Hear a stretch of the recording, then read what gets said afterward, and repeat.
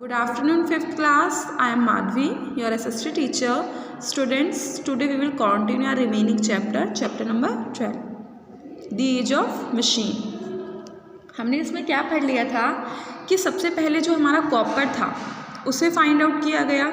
Copper के बाद दो और मेटल निकाले गए जो क्या थे, गोल्ड और सिल्वर। ठीक है, गोल्ड और सिल्वर के बाद जब हमारा जो आयरन था उसकी डिस्कवरी हुई तो उसने हमारी पूरी लाइफ को चेंज कर दिया। लोग क्या हो गए, प्रोफेशनली ट्रेंड हो गए, उन्हें अपना अपना काम मिल गया, कोई फार्मर बन गया, कोई पॉटर बन गया। ठीक है, तो जब आयरन की डिस्कवरी हुई तो वो हमारे लिए एक टर्निंग पॉइंट था। आगे बढ़ते हैं। Each discovery and invention led to a more comfortable life. हर एक डिस्कवरी और इन्वेंशन ने क्या किया है, हमें कंफर्टेबल लाइफ की ओर अग्रसर किया है, बढ़ाया है।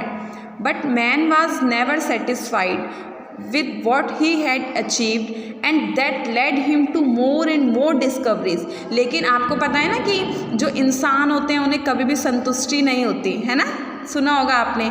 तो जो इंसान थे उन्हें कभी भी संतुष्टि नहीं हुई, उनके पास जो था उन्होंने क्या किया, हमें इससे और अच्छा चाहिए, इससे और अच्छा चाहिए, तो वो ऐसे करके डिस्कवरी करते गए। आपने देखा होगा कि आप लोग कोई ड्रेस लेकर आते हो तो उस समय तो सेटिस्फाई होते हो, लेकिन थोड़े टाइम बाद क्या लगता है, अरे नहीं इससे मुझे और अच्छी ड्रेस चाहिए, इससे और अच्छी ड्रेस चाहिए। हमारी जो इच्छाएं हैं ना वो बढ़ती जाती हैं। तो ऐसे ही जो मैन थे वो डिस्कवरी करते गए कि हमें इससे और बेटर चाहिए, इससे और बेटर चाहिए, तो ऐसे और डिस्कवरीज होती गई।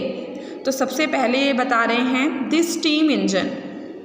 स्टीम इंजन के बारे में बता रहे हैं। Man continue to make his life more comfortable. जो इंसान थे वो अपनी लाइफ को कंफर्टेबल बनाने में लगे हुए थे कि हम कैसे अपनी लाइफ को और ज़्यादा कंफर्टेबल बना सके। The biggest turning point in the his life was the invention of steam engine in 1769 by James Watt. एक जिसे कहते हैं ना टर्निंग पॉइंट जो आया जिससे हमारी पूरी लाइफ चेंज हो गई। तो जब स्टीम इंजन का इन्वेंशन हुआ था 1769 में, तब हमारी पूरी लाइफ चेंज हो गई थी। और इसका इन्वेंशन किसने किया था, जेम्स वॉट ने किया था। Watt's invention mark the beginning of the machine age. जो वॉट्स का जो इन्वेंशन था जेम्स वॉट का, उसने क्या किया, शुरुआत की मशीन एज की। क्योंकि जब आपको पता है जब स्टीम से जब चलेंगी तो मशीनें तो चाहिए, मशीनें तो बनेंगी। तो उस टाइम क्या हुआ, स्टोन एज था पहले, स्टोन एज के बाद अब मशीन एज आ गया, सब कुछ मशीनों से हुआ जाने लगा। The coal mine in England used to be folded or rain water. This made the mining of coal difficult. They needed a pump to take out water. James Watt invention the steam engine for this purpose. देखो आपको पता है England में क्या हुआ कि coal mine है, वहाँ पर क्या हुआ कि रेन का जो वाटर था ना वो बहुत ज़्यादा भर जाता था कोल माइंस के अंदर।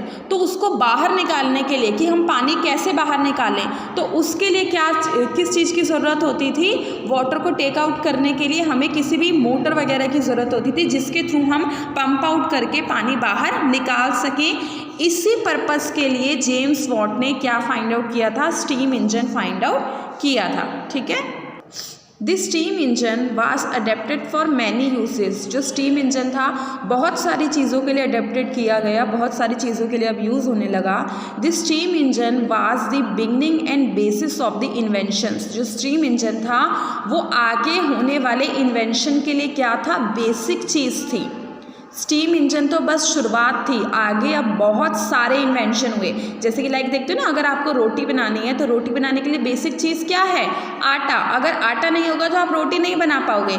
ऐसे ही जो और ज़्यादा इन्वेंशन हुए इसके लिए जो स्टीम इंजन था वो क्या था, बेसिक था। ठीक है, it provided the base for the railway engine developed by क्रॉक स्टफहेंडल। ठीक है, अब रेलवे इंजन जो थी उसकी शुरुआत हुई और उसका डेवलपमेंट किसने किया था, जॉर्ज स्टेफनसन ने किया था। ठीक है, तो आपको ध्यान रखना है, आज मैंने आपको स्टीम इंजन के बारे में पढ़ाया है। स्टोन एज से हम मशीन एज की तरफ चल पड़े हैं। नेक्स्ट क्लास में हम देखेंगे कि और कौन कौन से इन्वेंशन हुए हैं और किस किस ने किए हैं। ठीक है, तो आज के लिए इतना ही। आपका होमवर्क क्या है, जितना मैंने आपको पढ़ाया है आप उसे घर से अच्छे से क्या करेंगे, रीड आउट करेंगे। ठीक है, Okay, thank you.